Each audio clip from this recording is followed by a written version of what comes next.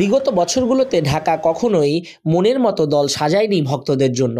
তবে এবার 2025 আসরে বিপিএলে ঢাকা ক্যাপিটালস বাজি ধরতে পারে শিরোপার জন্য। যদিও দলের মধ্যে একটা খুঁত রয়েছে, সেটা স্কোয়াড দেখলেই বোঝা যায়।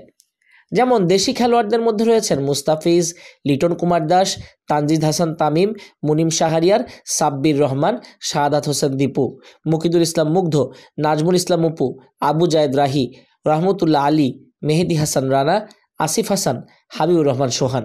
বিদেশি খেলোয়াড়দের মধ্যে রয়েছেন Thisara Perera, Johnson Charles, Stephen Eskinazi, Chaturanga de Silva, Zahoor Khan, Shahnawaz Dahani, Riaz Hasan, Amir Hamza, Farmanullah Shafi, Jean Pierre Kotze, Shubham Ranjana.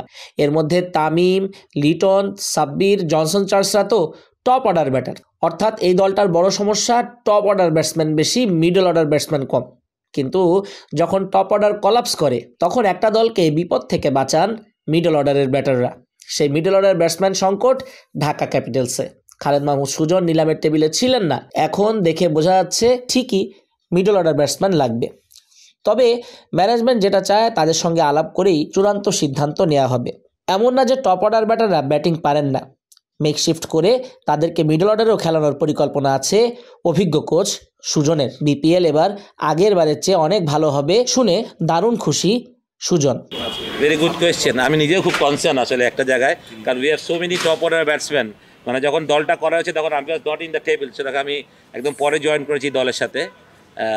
এবার আমি নিজেও খুব কনসার্ন যে আমাদের মিডল অর্ডারটার একটু ঝামেলা, আমাদেরকে মেকশিফট করতে হবে। আমাদের এতগুলো টপ অর্ডার, তাদেরকে তো খেলাতে হবে, তাদের কাউকে না কাউকে আমার বেশি আনতে হবে যে কাকে আমি মিডল অর্ডারে খেলাবো। শুভকামনা জানালেন বর্তমান কমিটিকে। প্রথমবারের মতো অনুশীলনে মুস্তাফিজরা দারুণ সময় কাটালেন। লিটন দাস অবশ্য ছুটিতেই আছেন, তবে তিনি শিগগিরই যোগ দিবেন। এছাড়া বাকিদের মধ্যেও টিম জেলিং গড়ে উঠছে। মূলত প্রথম 2-1 সেশনের অনুশীলনগুলোতে সবাই মিলে সময় কাটানোটাকেই গুরুত্ব দেয় সবাই। তবে আস্তে আস্তে টুর্নামেন্ট গড়ানোর সাথে সাথে একটা পরিবার হয়ে ওঠে বিপিএলের দলগুলো। ফ্র্যাঞ্চাইজি ক্রিকেটে এটাই শুরুর দিককার বড় চ্যালেঞ্জ।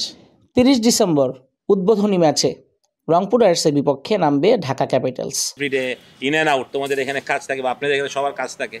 তো বাট আমি বলি যে ডেফিনেটলি তারা they are trying to run it properly, ভালোভাবে। যেই স্বপ্ন দিয়ে তারা শুরু করতে চেয়েছিলেন সেটা ডেফিনেটলি আরও ভালো করবে। যেখানে আমরা হয়তো বা ভালো করে দিতে পারিনি, সেটা করার কথা এখান থেকে আরও ভালোভাবে। বাট কে কোন কমিটির দায়িত্বে পেয়েছে আমি জানিও না, বলতেও পারবো না। বাট আই বিলিভ যে যেই পাবে সে ভালোভাবে চালাবে। এবং ভাই আমি বলতে পারবো না, I am not part of it anymore. So এটা আমার উত্তর দেওয়ার প্রশ্নে আসে না। আমি মনে করি অনেক বিচক্ষণ লোকরাই ক্রিকেট বোর্ডে আছে, তো they will decide what is the best time to হয়তো বা ডিস্ট্রিবিউট।